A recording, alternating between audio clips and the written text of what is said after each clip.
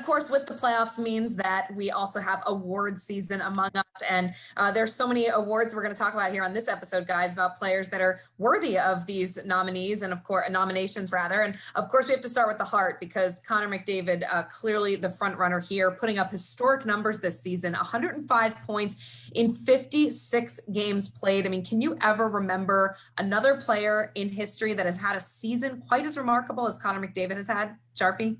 Not really. I think back to one of those years that Ovechkin put together in like 2008 or 9, where he scored all kinds of points. I think he had 60 plus goals. He had 7 or 8 hits a game. It seemed like he was flying around the ice and was clearly the best player on the best team in the regular season. But that doesn't even compare to what we're watching right now with Connor McDavid. It's to me a slam dunk that he's going to win this award. He deserves it, and I can't wait to see what he does in an 82 game season when Edmonton, has some secondary scoring. They can play well defensively. Then I want to see what his real numbers are going to look like, because right now it's been fun to watch. It's insane.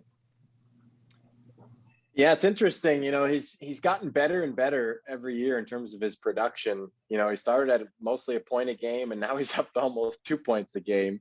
Just insane. And for me, it's hard to, put this in context because one way to do it is you think about some of the best players in the world. You think about, guys in Tampa like Braden Point, who didn't even have 50 points this year, leading his team in points. And Connor McDavid has 105.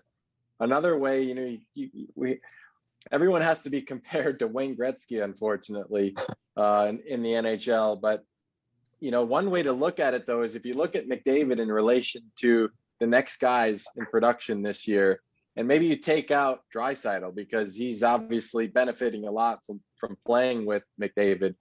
This actually compares to some of those incredible seasons that Gretzky had in the 80s and Mario Lemieux had, in the 90s and early 2000s. This is right up there in terms of how incredible it is from McDavid. Yeah, I mean, if it's not McDavid, is that even a debate? No, it's definitely McDavid. Who would be this next second? I guess his teammate Leon Draisaitl. Yeah, he would be in the running for sure. I look at Brad Marchand in the East. That was a pretty competitive division. He had a nice season and didn't have quite the numbers that stack up to Connor and Leon. But when you watch the Bruins play, it's tough not to notice what Marchand's doing out there, his competitiveness. When the Bruins really took their game to the next level, the guy leading the charge was Marchand. So he would be a guy that I'd look to, but there's no debate on who my vote would go to. Dom, how about you? You've already, Yeah, well, I mean, I think it's a fair point, and we, there's no way to debate this properly because we've had 4 separate leagues this year. So, obviously McDavid's been at the very top, and Draisaitl's been there, and Marchand's been there, the last few years. So it's hard to say how things would have played out if we, but that at least will be one of the intriguing things to watch in this playoffs. And we get to those conference finals, we can put all those debates to rest in terms of who the best teams are.